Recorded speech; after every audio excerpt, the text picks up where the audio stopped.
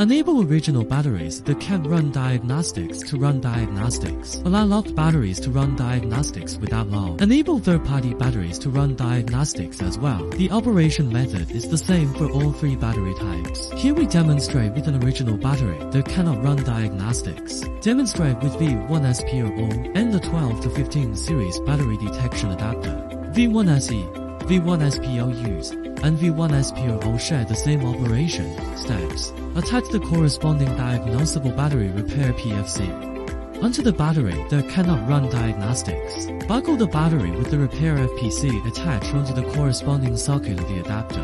Click Activate to activate the battery repair FPC and bind it to the battery.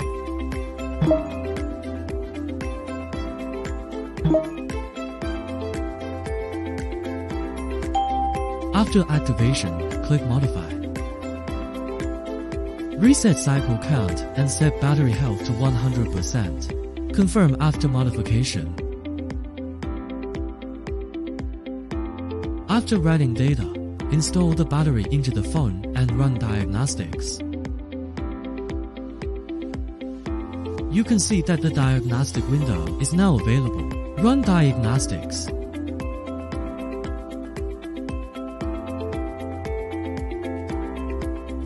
You can see the battery has been diagnosed as genuine. Then complete the diagnostic process.